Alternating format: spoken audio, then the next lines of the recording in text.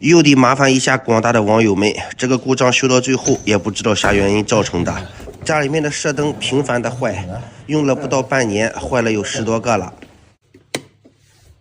就是客厅和餐厅四周的小射灯，关键是其他灯没问题，就只有这个射灯经常烧，经常坏。去年也找了商家，商家来换了2个，结果用了不到半年又坏了。它是慢慢的，它并不是一下子全部是坏的。不是一块坏。哎，这个是分好几回坏的。可能就今天比如说换上2、3个，明天换上2、3个，对。一块换2、3个也有点那个么？你要一块换，打个比方会换一个的换还有。它电有问题，它这些灯没死。哎呀，你看就走几个，1、2、3、4个亮了，啊，就4个亮了。而且大部分的射灯都是这种余光不亮，极个别的是这种直接坏掉了。那这种频繁烧坏射灯的故障现象和线路有关系吗？打开配电箱，这一个就是控制全屋照明的，线路也没有虚接，车辆这根线的电压也正常，230伏左右，这是控制全屋照明的。如果线路有问题，也不可能单独烧射灯呀。另外，临地接反也有可能造成烧坏这种小功率的灯具。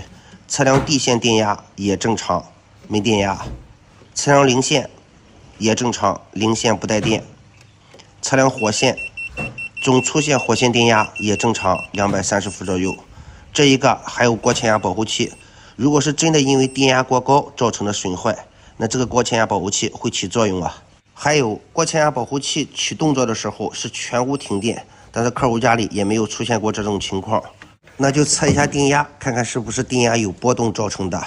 正常情况下，过电压保护的欠压是175，过压是275。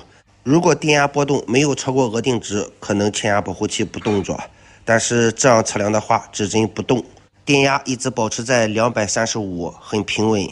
测了有10多分钟，电压没有任何变化，而且在测量当中也频繁了开启了家里的所有电器，但是电压也都正常。用钳形表掐电流，掐主线电流，有一个30多毫安的漏电电流，这个有可能是正常的泄放电流，因为家庭电器里面大部分是感性负载，还有一些容性负载，导致有正常的泄放电流。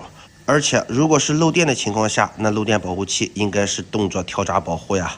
而且我们掐的是总进线，像这种叠加电流，如果说有轻微漏电或者是绝缘不好，会导致烧坏用电器吗？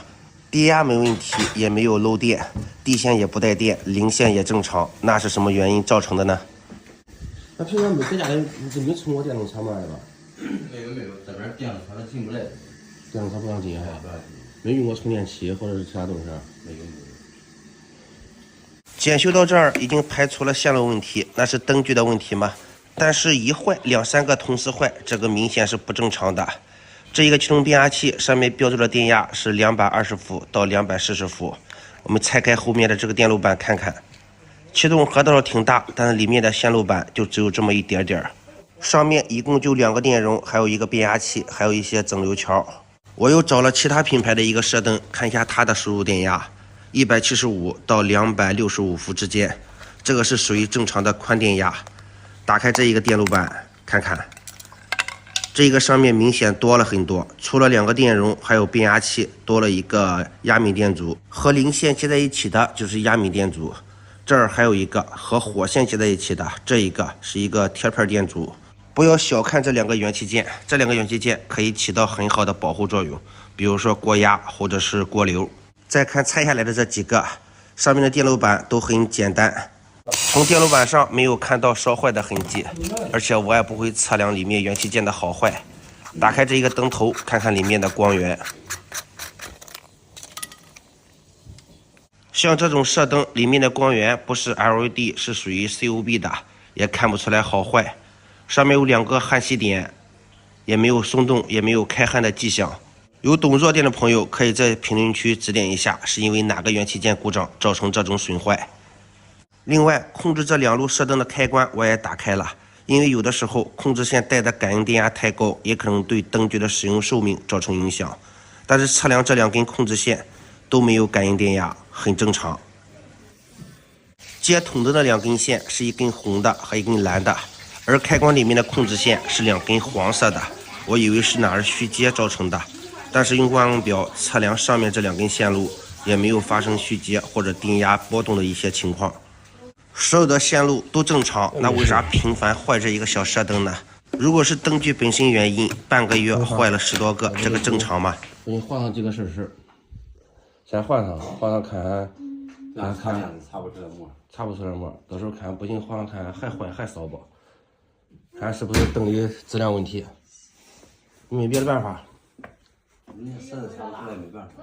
对，实在擦不出来，你擦线也没问题，配电枪也没问题，开关也擦了也没问题，只能换上试试了。也不好说，你要灯的质量不好嘛，也有可能。也是慢慢的坏了，不是一看一下子坏了。你要慢慢的坏，打个比方，你今天坏一个，明天坏一个，还有情可原。你要一块坏个2、3个，我觉得就不正常。有的时候就是2、3个，2、3个一块坏哈。最后实在没有查到原因，反正我个人认为同时坏2、3个那就有点不正常。有的客户买了几个质量比较好的射灯，先安装上，让客户试试看还烧不烧。你让试试吧，看看还烧不？啊？不清楚怎么烧的，我带着我让他们让专业的人检查检查就行。让专业的人一看到这里边是因为膜烧的。实在没有查出来是什么原因导致的频繁烧射灯的故障现象，如果有懂的朋友，可以在评论区多多指点。这个故障我也会持续跟进。好了，感谢各位的观看。